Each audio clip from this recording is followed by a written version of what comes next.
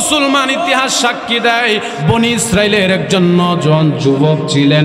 সমাজের মধ্যে এমন কোনো নাফরমানি বাদনাই করে নাই, তার নাফরমানির কারণে সমাজের মানুষ অতৃষ্ট হয়ে গেছে। সমাজের মানুষ অতৃষ্ট হইয়া প্রতৎকালীন সময়ের পয়গাম্বর মুসা আলাইহিস সালাতু ওয়াস সালামের কাছে গেছে। ও মুসা, এই যে নওজোয়ান যুবক, তার নাফরমানির কারণে আমরা অতৃষ্ট হয়ে গেলাম। এই নাফরমানকে আমরা যদি তুমি অনুমতি দাও, তার হাতে বাঁধবো, পায়ে বাঁধবো, তাকে মরুভূমির মাঝখানে ফেলে রেখে আসবো। মুসলমান যুবক ভাই, মুরব্বী বাবা, ও পর্দার অন্তরালের মা, মনের কান লাগায়া গভীর রজনীতে নজরুলের রহমতের সময় কথাগুলো অনুধাবন করেন। নওজোয়ান যুবককে কওমের লোকেরা, সমাজের লোকেরা দুইটা হাতে বাঁধলো, পায়ে বাঁধলো, বাইদা মরুভূমির মাঝখানে ফেলে রেখে আসলো। যুবকের একদিন, 2 দিন, 3 দিন অতিবাহিত হইতে লাগলো। যুবকের খাবার নাই, দানা পানি নাই। যুবক একবারে তৃষ্ণায় অতৃষ্ট হয়ে গেছে, ক্ষুধার যন্ত্রণায় ছটফট করতেছে। এক পর্যায়ে জিহ্বার লালা পানি শুকায় গেছে। যুবক আর বাঁচবে এমন মনে হয় না, হাঁটতেও পারতেছে না, নড়তেও পারতেছে না। ডানে তাকায় দেখে কেউ নাই, বামে তাকায় দেখে কেউ নাই, সামনে পিছনে চতুর্দিকে নজর করে দেখে কেউ নাই। কারণ এক গ্লাস পানি দেওয়ার মতো এখানে কেউ উপস্থিত নাই। নিজেও হেঁটে গিয়ে পানি পান করবেন সুযোগ নাই। দুইটা হাত বাঁধা, দুইটা পা বাঁধা। যুবক এবার ডান দিকে তাকায় চোখের পানিগুলো টপ টপ করে ফালায় কান্না করে আর ডেকে ডেকে বলে, আল্লাহ, ডানে তাকাইলাম কাউরে পাইলাম না, বামে তাকাইলাম কাউরে পাইলাম না। আল্লাহ, চতুর্পাশে তাকাইলাম, মরুভূমির মাঝখানে এক পেয়ালা, এক গ্লাস পানি পান করার জন্য কাউরে পাইলাম না। মনে হয় আর বেশিক্ষণ বাঁচব না। আল্লাহ, আমার সমাজের মানুষ আমাকে অতৃষ্ট হইয়া, আমার নাফরমানি নির্যাতনের উপর শিকার হইয়া, আমার হাতে বাইদা, পায়ে বাইদা আমার মরুভূমির মাঝখানে ফেলে রাখছে, যে মরুভূমির মধ্যে মানুষ নাই। আল্লাহ, আমার যদি আপন মানুষ থাকতো, আমার একটু পানি পান করাইতো, আমার তৃষ্ণাটা মিঠাইতো। আজকের এই ভয়াবহ দিনের মধ্যে ডানে তাকাইলাম কাউরে পাইলাম না, বামে তাকাইলাম কাউরে পাইলাম না। আল্লাহ, এটা যদি দুনিয়ার মরুভূমির চিত্র হয়, আর এটা যদি দুনিয়ার মানুষের চিত্র হয়, ডান দিকে তাকাইলাম এক পেয়ালা পানি পাইলাম না, বাম দিকে তাকাইলাম পানি পাইলাম না। তোমার হাসরের মাঠটা না জানি কত ভয়ানক হয় রে মালিক। ওই হাসরের মাঠের মধ্যে যদি এই গুনাহগুলো নিয়েই দাঁড়াই, আমার অবস্থাটা কেমন হবে? আল্লাহ, ডানে তাকাইলাম পানি পাইলাম না, বামে তাকাইলাম পানি পাইলাম না। আমার দুঃখ নাই, আফসোস নাই। আসমানের মালিক আল্লাহ, পানি না পাইলে হয়তো মারা যাব। মৃত্যুর পরে যে এক জগৎ শুরু হবে, লিমা লিহাযাল কিতাব। যেদিন তুমি আমল নামা আমার হাতে উঠায় দিবা, আমল নামার ডায়েরিটা আমার হাতে দিয়া দিবা, ওই দিন তো কাউরে আর আপন পাইব না। দুনিয়ার চিত্রটাই যদি এমন হয়, আল্লাহ, আমি তওবা করিতেছি, আমারে মাফ করে দাও। আল্লাহ, আমার তওবারে তুমি কবুল করে নাও। নওজোয়ান যুবক চোখের পানি ফালায়া এমন ভাবে যখন তওবা করে, আমার আল্লাহর রহমতের দরিয়ার মধ্যে ঝুস মারে। আমার আল্লাহ ডাক দিয়া বলেন, ফেরেশতারা রে, আমার বান্দার অতীতের সমস্ত গুনাহগুলো বান্দারই চোখের পানির বদলতে এই মুহূর্তে মাফ করে আমার বান্দারে ওলি আল্লাহ বানায়া, আমার বন্ধু বানায়া, আমার বন্ধুর জান কবজ করে নে। আল্লাহু আকবার। তো যে মাসটি আমরা অতিবাহিত করলাম, সে মাসের নাম হলো রমাদান মাস।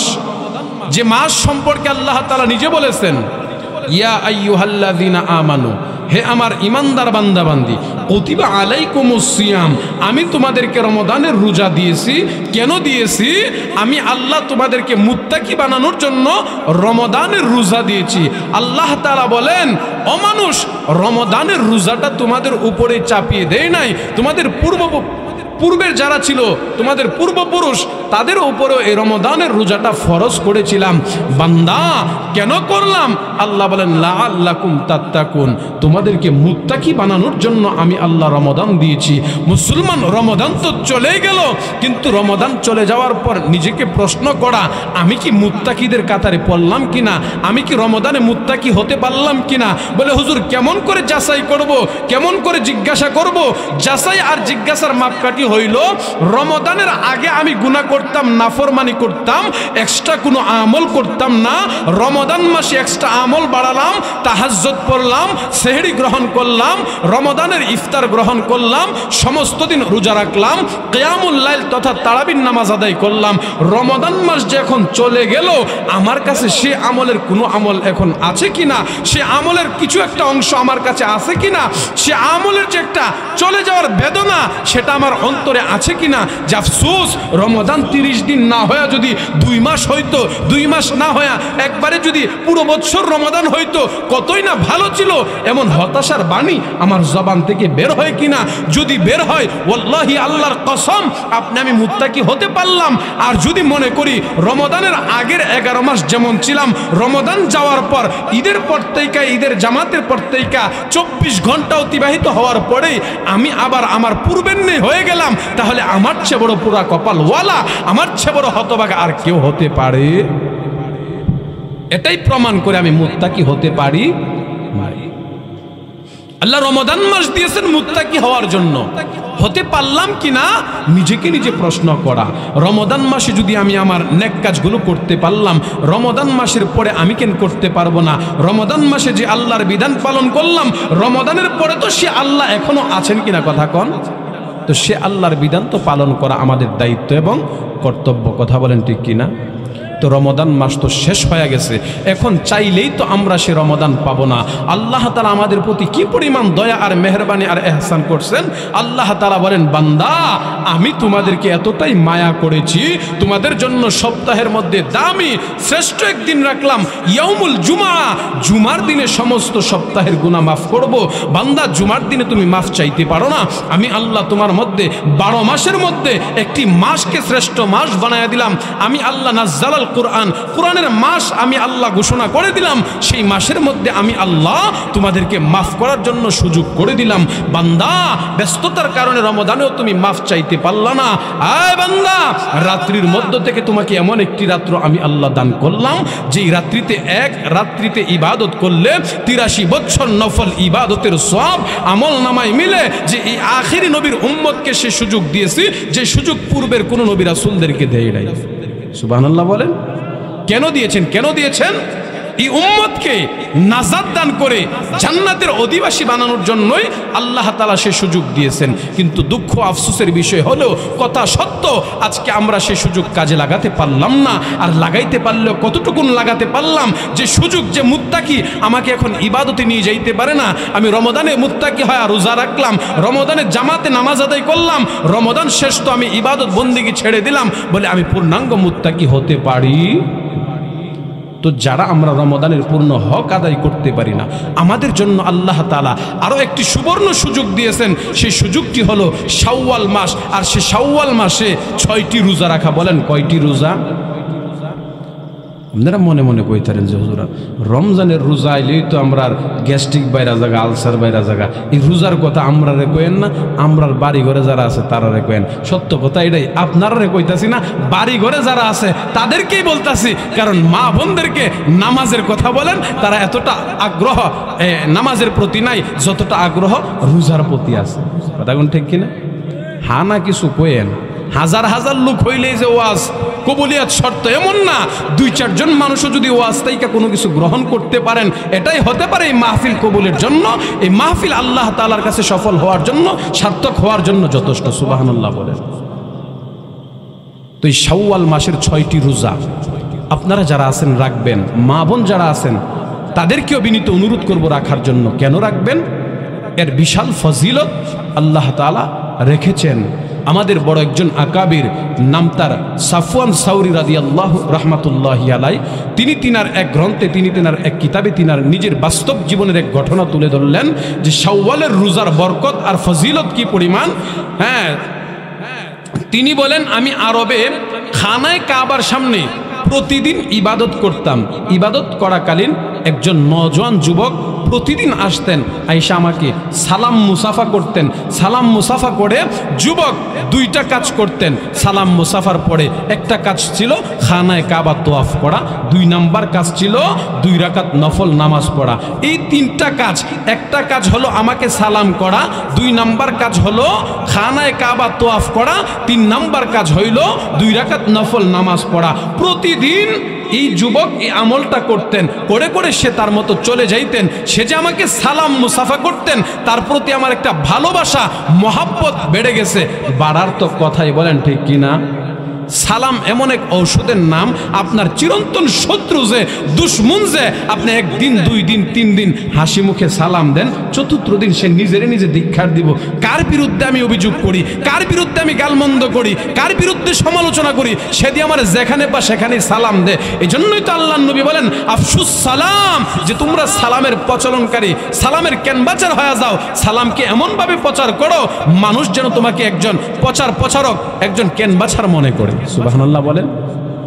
নবীজি বলছেন যারা 3 গুণে গুণান্বিত হবে, নিরাপদে আল্লাহ তাদেরকে জান্নাতে পৌঁছায় দিবেন। এর মধ্যে 1 নাম্বার গুণ হলো আফসুস সালাম, মানুষকে বেশি বেশি সালাম দেওয়া। আজকে তো দুঃখ আফসোসের বিষয় হলো, কথা সত্য, মুসলিম মা বাবা সন্তানকে সালাম দেয় না, সন্তান মা বাবাকে সালাম দেয় না, স্বামী স্ত্রীকে সালাম দেয় না, স্ত্রী স্বামীকে সালাম দেয় না। নারে তাকবীর, আর একটু জোরে দেন, নারে তাকবীর। পীর সাহেব হুজুরের আগমন, পীর সাহেব হুজুরের আগমন, আওলাদের রাসূলের আগমন, নারে তাকবীর। আপনাদের আজকের প্রধান আকর্ষণ যিনার অপেক্ষায় অপক্ষমান, তিনি আসছেন। তাইলে আর কিছুক্ষণ আলোচনা চলবো কি চলবো না? আলোচনায় তো ঢুকি নাই, এখনো শুরু করতেছি। তো আজকে বলতেছিলাম দুঃখ আফসোসের বিষয় হলো, কথা সত্য, বাবা সন্তানের সালাম দেয় না, সন্তান বাবারে সালাম দেয় না, বড় ভাই ছোট ভাইরে সালাম দেয় না, ছোট ভাই বড় ভাইরে সালাম দেয় না। কই কারণটা কি? কই লজ্জা লাগে। আফসোসের বিষয় হলো ওই পরিবারের সন্তানগুলো, ওই পরিবারের অভিভাবকগুলো, মা মেয়ে বাবা সন্তান একত্রিত বৈশা অর্ধ উলঙ্গ নাইজ যখন টেলিভিশনে দেখে, তখন লজ্জা লাগে না? সালাম বরকতময় এক ইবাদত করতে গেলে লজ্জা লাগে। কথা কোন ঠিক কিনা? আজকে আমাদের কাছে শান্তি নাই, তো এই জন্য। তো আবু সুফিয়ান সাউরি তিনি বলেন যে আমার কাছে যুবকটা প্রতিদিন সালাম বিনিময় করতেন, তার প্রতি আমার একটা মায়া জন্মায়া গেছে। 1 দিন 2 দিন করে করে যুবকটা প্রতিদিনই আসতেন, একবার আইসা আমাকে সালাম দিতেন এবং খানায় কাবাতে তোয়াফ করতেন, অতঃপর 2 রাকাত নফল নামাজ পড়ে চলে যেতেন।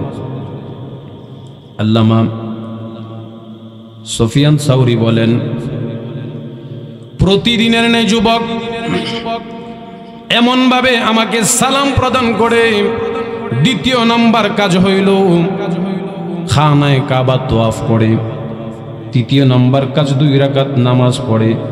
যুবকটা অত্যন্ত ভালো মনের অধিকারী। এমন করে 1 দিন 2 দিন করে করে যুবক আমার মনের ভিতরে একটা জায়গা করে নিল। কিছুদিন হয়ে গেল, যুবকের চেহারাটা আর আমি দেখতে পাই না। যুবক আর খানায় কাবার সামনে আসে না। যুবকের জন্য আমার হৃদয় কাঁদে, মন কাঁদে। হায়রে যুবকটা কোথায় গেল? ভালো একটা যুবক। সাফওয়ান সাউরির কাছে কিছুদিন পর একজন আগন্তুক ব্যক্তি আইসা সালাম দিয়া ডাক দিয়া কয়, ও আল্লাহর বান্দা, আপনাকে পেরেশানি হতাশাগ্রস্ত মনে হয়, কারণটা কি? সাফওয়ান সাউরি বলেন, আমার মনের মধ্যে একজন যুবকের প্রেম ভালোবাসা জন্মাইছে। দীর্ঘদিন হয়ে গেল যুবকটাকে আমি খুঁজতেছি, পাইতেছি না। আগন্তুক ব্যক্তি ডাক দিয়া বলেন, আপনার নাম কি? সাফওয়ান সাউরি। আল্লাহর ওলি বলেন, হ্যাঁ আমার নামই সাফওয়ান সাউরি। ও আল্লাহর ওলি, আপনি যে যুবকটারে তালাশ করতেছেন, খুঁজতেছেন, যুবকটা তো অসুস্থ অবস্থায় বিছানার মধ্যে উত্তর সোজা হয়ে পড়া রয়েছে, মমর্ষ অবস্থায় বিছানায় পড়া রয়েছে, কিন্তু যুবকও আপনার প্রতি ভালোবাসার এমন আবেগ নিয়ে আপনাকে শেষবারের মতো দেখতে চাই, আপনার চেহারাটা দেখতে বড় যুবকের মনে চাইতেছে। সাফওয়ান সাওরি ডাক দিয়া বলেন, আমি তো যুবকের বাড়ি চিনি না, ঘর চিনি না, আমি কেমনে যুবককে দেখব? যুবককে তো দেখতে আমার মন চাই। আল্লাহর ওলিকে নেওয়া হয়, আপনি আমার সাথে চলেন, আমি আপনাকে যুবকের বাড়ি দেখায়া দেই। যুবকের বাড়ি দেখায়া দেওয়া হয়। যুবকের কাছাকাছি বৈশা যুবক চোখের পানি ফালায় কান্দে, আল্লাহর ওলিও কান্দে। আল্লাহর ওলি যুবকের মাথার মধ্যে হাত বোলাই, বুকের মধ্যে হাত বোলাই, রে যুবক কান্না করবি না, বলো বলো কেন কান্না করতেছো, কান্নার কারণটা কি? যুবক ডাক দিয়া বলেন, আল্লাহর ওলি, আমার মনে হয় আমি আর বেশিক্ষণ বাঁচব না। আমার অন্তিম মুহূর্তে আমি যদি আপনাকে কয়েকটা নসিহত করি, আপনি মানবেন কিনা? আল্লাহর ওলি ডাক দিয়া বলেন, বলো বলো। যুবক এবার ডাক দিয়া বলেন, আল্লাহর ওলি, আমি যদি মারা যাই, আমার মৃত্যুর উপরে বলেন না আমার জানাজার ইমামতি আপনি করবেন কিনা? বলেন বলেন, আপনি যদি আমার জানাজার ইমামতির দায়িত্ব নেন, আমার মন শান্ত হয়ে যাবে। আল্লাহর ওলি বলেন, ঠিক আছে, নিয়ে নিলাম।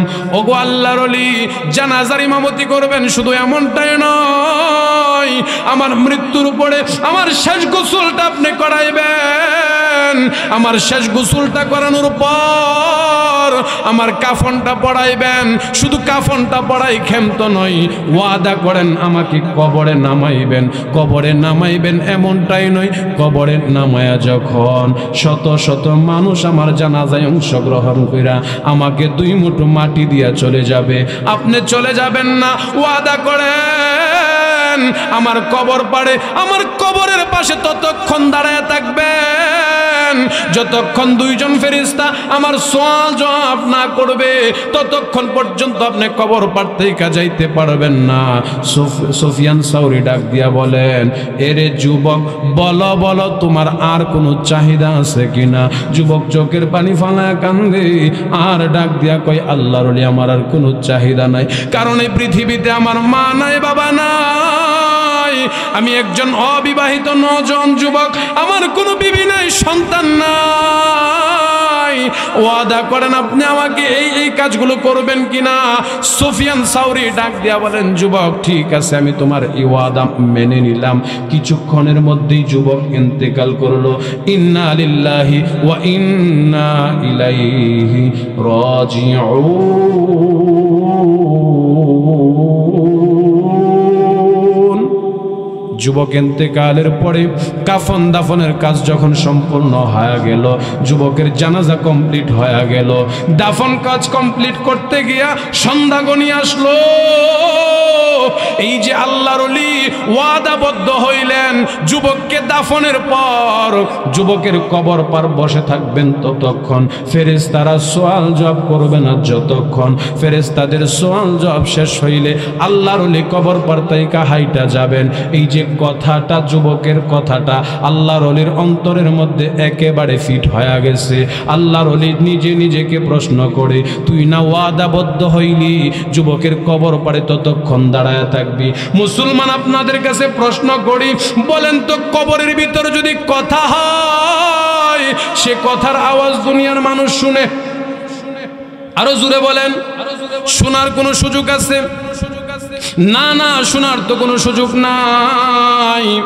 আল্লাহর ওলি নিজের নিজে আবার প্রশ্ন করে, এরে সাফওয়ান সাওরি, তুই যে ওয়াদাবদ্ধ হইলি, এই যে কবরের ভিতরে ফেরেশতারা সওয়াল জবাব করবে, এটা তো তোর কর্ণগহরে ঢুকবে না, তুই তো শুনবি না, তাহলে কখন যেন আওয়াজ হয় তা তো জানবিও না। এবার সন্ধ্যা গনিয়ে আসতে আসতে রাতের সময় বাড়তে শুরু করলো। এমন ভাবে বাড়তে বাড়তে এক পর্যায়ে রাত্র যখন গভীর হয়ে গেল, আল্লাহর ওলির তন্দ্রা আইসা পড়ছে, ঘুম ঘুম ভাব আইসা পড়ছে। অদৃশ্যতায় কাকে যেন আওয়াজ দেয়, আল্লাহর ওলি ঘুমায়েন না, আপনি আপনার গন্তব্যে বাসস্থানে চলে যান, আপনি এই ব্যক্তির টেনশন করতে হবে না। এবার সাফওয়ান সাওরি নিজের নিজে বলে, শয়তান বোধহয় আমাকে ওয়াদা খেলাফের জন্য আমাকে বারবার ধোঁকা দেয়। না না, আমি এখান থেকে লড়বো না।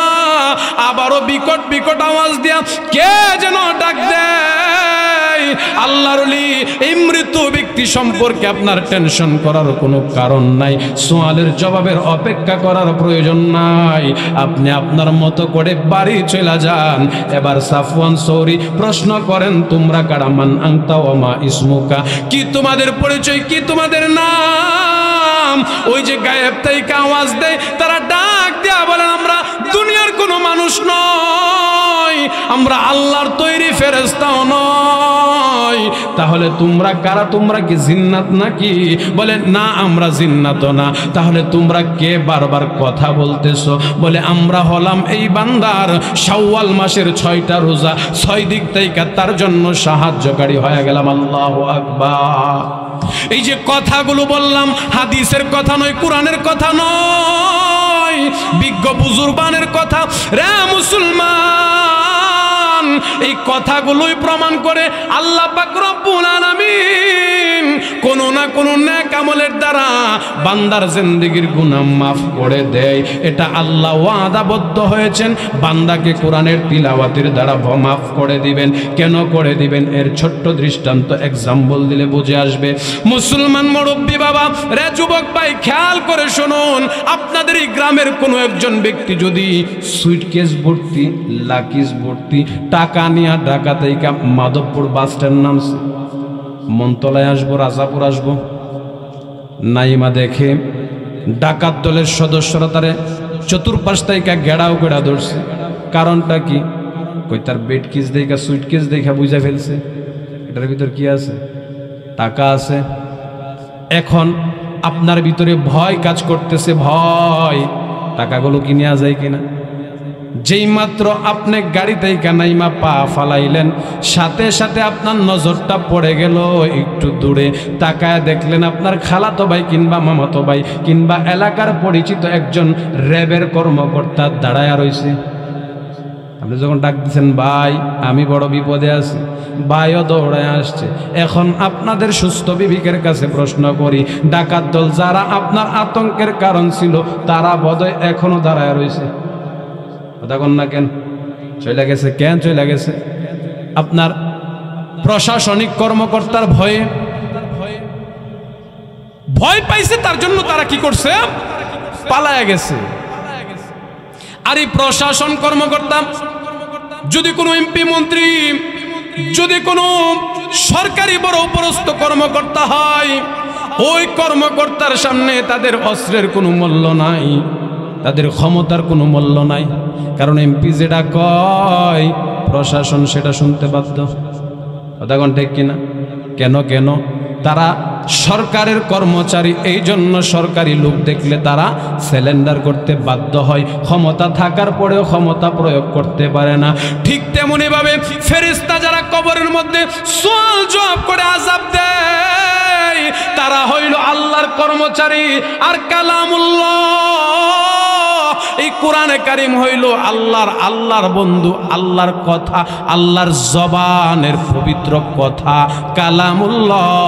এই কোরআন যখন আপনার আমার পক্ষে শাফাআত করে, এই কোরআন যখন আপনার আমার পক্ষে সুপারিশ করে, তখন ওই যে আল্লাহর কর্মচারী ফেরেশতা যিনি আযাব দিতে আসেন, যেমন প্রশাসনের কর্মকর্তা এমপি মন্ত্রী আসলে তার কোনো ভ্যালু থাকে না, তার ক্ষমতার পাওয়ারলেস হয়ে যায়, ঠিক তেমনি ভাবে আল্লাহর কর্মচারী ফেরেশতা যিনি আযাব দিতে আসেন, তিনার সামনে আপনার ওই কোরআন, যে কোরআনকে বুকে জড়ায় ধরতেন, যে কোরআনকে কনকনে ঠান্ডার মধ্যে উজু করে পড়তেন, যে কোরআনের এই তিলাওয়াত, এই মজমাতে আলোচনা শোনার জন্য দীর্ঘ সময় আরামের বিছানা ফালায়া, আরামের ঘুম হারাম কইরা চটের মধ্যে বৈশা রইছেন, সে কোরআন কবরের মধ্যে বলবে, ওরে আল্লাহর কর্মচারী ফেরেশতা, তোদের দাম বেশি না, আমি আল্লাহর কালাম, আমার দাম বেশি। ফেরেশতারা বলবে, তুমি কালামুল্লাহর দাম বেশি, কারণ তুমি তো আল্লাহর জবানের পবিত্র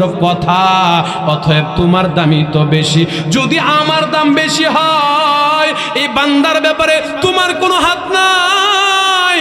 এখন কথা হবে আমার আর আমার মালিকের, আমারে সুযোগ করে দাও, আমি এই কবরবাসী বান্দার জন্য পাহারাদার হয়ে কবর পর্যন্ত থাকবো। কতক্ষণ থাকবো? যতক্ষণ বান্দার জান্নাত পর্যন্ত না পৌঁছাইছি। আমি কুরআন, আমি রমজানের রোজা, আমি শাওয়ালের রোজা, তারে কবর থেকে জান্নাত পর্যন্ত পৌঁছানোর জিম্মাদারি আর দায়িত্ব নিয়ে নিলাম। সুবহানাল্লাহ। তাইলে কি বুঝলেন শাওয়ালের রোজার দাম কম না বেশি? এই 6টা রোজা নিজে পালন করব, মা বোনদেরকে পালনের নির্দেশ দেব।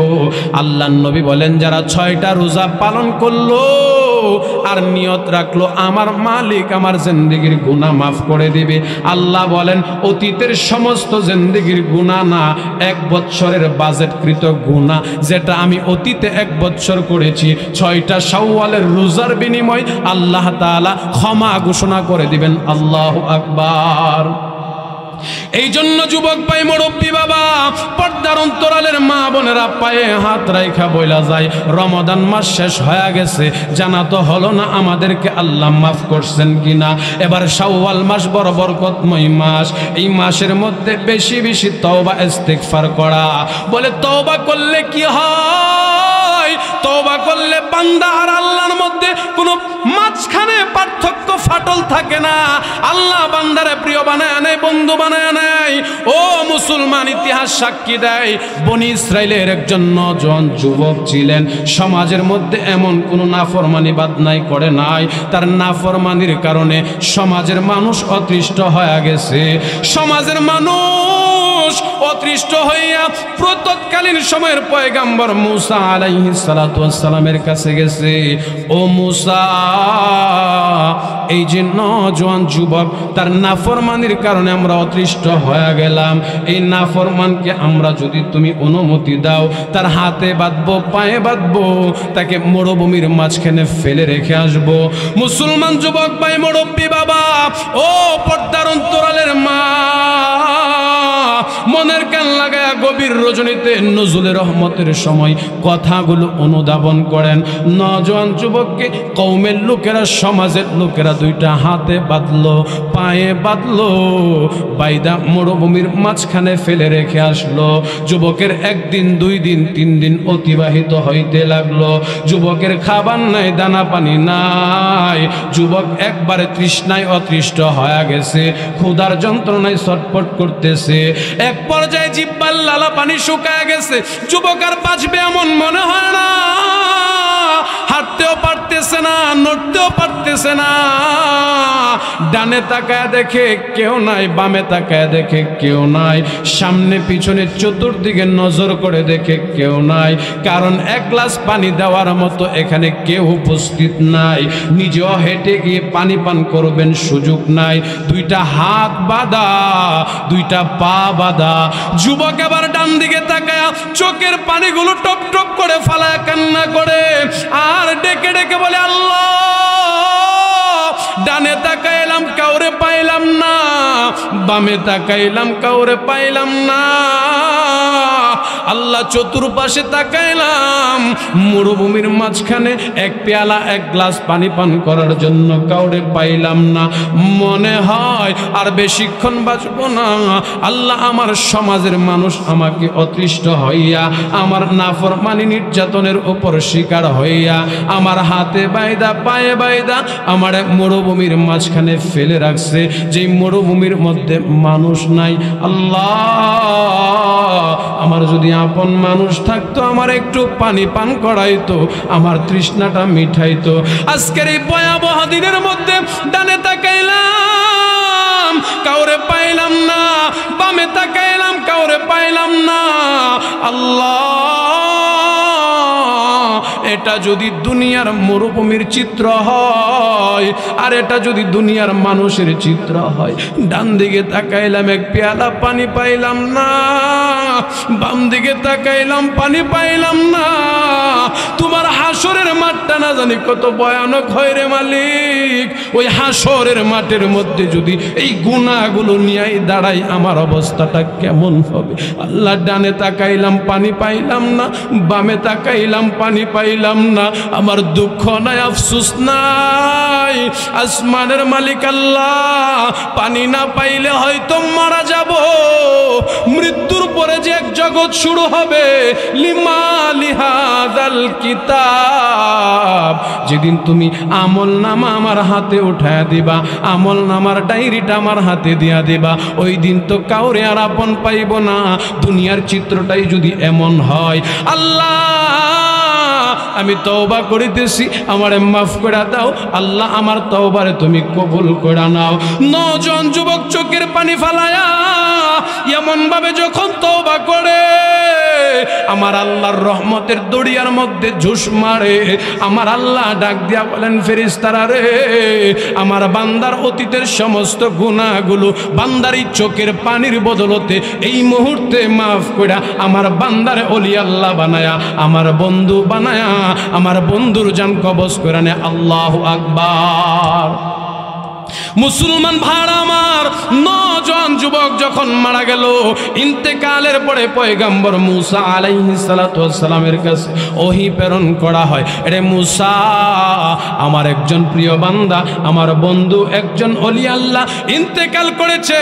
তার ইন্তেকালের পরে রে মুসা তার জানাজাটা পড়াইবা, তার কাফন দাফনের ব্যবস্থা করবা। শুধু কাফন দাফনের ব্যবস্থা করবা এমনটাই নয়, তোমার গ্রামের, তোমার কওমের যত তোমার অনুসারী আছে তাদেরকে সুসংবাদ শোনায়া দাও, তারা যদি আমার এই বন্ধু, আমার এই ওলি আল্লাহর জানাজায় অংশগ্রহণ করে, আমি আল্লাহ তাদের অতীতের সমস্ত গুনাহ মাফ করে দেব। সুবহানাল্লাহ। মুসা নবী ঘোষণা করে দেয়, সমাজের মানুষ গুনাহ মাফের আশায় দৌড়ায় মরুভূমির দিকে ছুটছে। কেন ছুটছে? একটাই কারণ, আল্লাহর বন্ধু ওলি আল্লাহর জানাজায় অংশগ্রহণ করলে নিজের অতীতের জীবনের গুনাহ মাফ হয়ে যাবে। এই যে সুসংবাদ শুই না, প্রত্যেকটা মানুষ মরুভূমির দিকে ছুটছে, দৌড়ায় মরুভূমিতে গিয়ে 9 জন যুবকের চেহারার দিকে তাকায় একটা আর একটারে কই, এই যুবক তো সেই যুবক যেই যুবকের নাফরমানির কারণে অতৃষ্ট হইয়া যুবকের হাতে বাইদা পায়ে বাইদা মরুভূমির মধ্যে ফালায়া রাখলাম। সে কেমনে আল্লাহর বন্ধু হয়, সে কেমনে আল্লাহর ওলি হয়, আমাদের জানতে বড় মনে চায়। মুসা আলাইহিস সালাতু ওয়াস সালাম ডাক দিয়া বলেন, রে কওমের লোকেরা, নির্দেশ করেছে আমার আল্লাহ, আগে জানাজা কমপ্লিট করো, কাফন দাফন সম্পূর্ণ কইরা আমি আমার মালিকের সান্নিধ্য হাসিল কইরা জিজ্ঞাসা করব আমার আল্লাহ কোন গুণের কারণে, কোন কারণে তার প্রিয় বন্ধুরে, তার বান্দারে কেমনে তার বন্ধু বানায় আনিছে। জানাজা কমপ্লিট হয়ে গেল। মুসা আলাইহিস সালাতু ওয়াস সালাম দাফন কমপ্লিট কইরা দৌড়ায় তুর পাহাড়ে চলে গেছে। ও আসমানের মালিক আল্লাহ, জমিনের মালিক আল্লাহ, তুমি চাইছো তোমার বান্দারে জান্নাত দিছো, তোমার বান্দারে মাফ করে ওলি আল্লাহ বানাইছো, এতে আমি মুসার কোনো দুঃখ নাই, হিংসা নাই, আফসোস নাই। কিন্তু জানতে বড় মনে চাই, এই যে নাফরমান, সমাজের এমন কোন নাফরমানি বাদ নাই করে নাই, এই সমাজের নাফরমানিতে তার অতৃষ্ট হইয়া সমাজের মানুষ তার হাতে বাইদা পায়ে বাইদা মরুভূমির মাঝখানে তারা ফালা গেল। আমরা যেমন জানি নাফরমান, তুমিও তো মালিক জানো সে নাফরমান। আল্লাহ পাল্টা জবাব দেই, মুসা তোমরা যেমন জানো সে নাফরমান, আমি আল্লাহ জানি সে নাফরমান। কেমন নাফরমানি করছে আমি জানার পরেও আমি তারে মাফ করছি। কেন করছি জাননি? তোমরা যখন অতৃষ্ট হইয়া তার জুলুমের শিকার হইয়া তার হাতে বাইদা পায়ে বাইদা মরুভূমির মধ্যে ফালাইলা, দীর্ঘ সপ্তাহখানেক যাবৎ তার দানা পানি বন্ধ হয়ে গেছে, পানির তৃষ্ণায় কলেজা ফেটে চৌচির হয়ে যাবে, মৃত্যুবরণ করবে। ডান দিকে তাকাইলো পানি কোথাও পেল না, বাম দিকে তাকাইলো পানি কোথাও পেল না। আমার বান্দা সর্বশেষে আমি মালিকের দিকে তাকায়া চোখের পানি ফালায়া এমন ভাবে কান্না করছে, আমি আল্লাহর রহমতের দরিয়ার মধ্যে ঝুশ মারা উঠছে, আমি আল্লাহ তারে মাফ না করে পারি নাই। মাফ করছি যে কেমন করে মাফ করছি, এই মাফের ঘোষণাটা জানানোর জন্য আমি আল্লাহ তোমারে ওহী নাজিল করে জানায়া দিলাম। শুধু জানায়া দিলাম এমনটাই নয় রে বান্দা, এমনটাই নয় রে মুসা, আমি আল্লাহ আমার এই বান্দার প্রতি কত সন্তুষ্ট আর খুশি হয়েছি এটা জানানোর জন্য আমি ঘোষণা করলাম আমার এই প্রিয় বান্দার জানাজায় যারা অংশগ্রহণ করবে আমি আল্লাহ তাদের মৃত্যুর পরে তাদের দুনিয়া তাইকা রাইখাই তাদের জিন্দেগির প্রত্যেকটা গুনাহকে মাফ করে দুনিয়া তাইকা বেগুনা মাসুম বানায় দেব। সুবহানাল্লাহ। মুসা আলাইহিস সালাতু ওয়াস সালামের একজন নাফরমান উম্মত যদি তওবার দ্বারা পুত পবিত্র হতে পারে, আমরা তো আখিরি জামানার উম্মত, আমাদের পাওয়ার তো আর একটু বেশি। আমাদের জন্য তো আল্লাহ দয়া মায়া করে ভালো ভালো কিছু দিক দিয়েছেন, ভালো ভালো কিছু অফার দিয়েছেন। বান্দা সপ্তাহে সমস্ত দিন গুনাহ করছো, তোমার জন্য রয়েছে জুমার দিন, ইয়াউমুল জুমা, তুমি জুমার দিন আইসা তওবা করো। মাসের মধ্যে 12 মাসের মধ্যে একটা মাস রমাদান মাস, রমাদান মাসে আইসা ইবাদত করো। করতে পারো নাই বান্দা, দুনিয়ার ব্যস্ততায় বিভিন্ন ঝামেলায় পড়া রইছ, আসো সবে কদরের রাত্রিতে আমি আল্লাহ এক রাত্রিতে তোমাকে 83 বছর নফল ইবাদতের সওয়াব তোমার আমল নামায় দিয়ে দেব। সুবহানাল্লাহ। তাহলে সুযোগ আছে না নাই? সংক্ষিপ্ত এমন করতেই আলোচক আলহামদুলিল্লাহ 2 দিনের আলোচক একদিনে হইলে সংক্ষিপ্ত করা জরুরি। মূলত যে আলোচনা আমি আপনাদের সামনে উত্তোলন করতে চেয়েছিলাম, আলোচনার সারমর্ম এটাই, দুনিয়ার যত ওয়াজি শুনি, যত নসিহতি শুনি, সব কিছুর মূলে হলো নিজেকে পুত পবিত্র করার জন্য তওবা ইস্তিগফার করা। কিন্তু দুঃখজনক হলেও কথা সত্য, আজকে আমরা তওবা করি, আমরা প্রকৃত তওবা করি না, তওবা নাসুহা করি না। প্রকৃত তওবা না করে আমরা সামাজিক তওবার প্রতি গুরুত্ব আর প্রাধান্য বেশি দেই। কই সামাজিক তওবা কোনটা? বৃদ্ধা হয়ে গেছি, সন্তান দৌড়ায় মসজিদের ইমামাইনা তওবা করাইছে, এই তওবারে বলা হয় সামাজিক তওবা। ওয়াল্লাহি আল্লাহর কসম, সামাজিক তওবা, সামাজিক তওবা আপনার 4 পয়সার কাজে আসবে না। তওবা যদি করতে হয় কখন করবেন?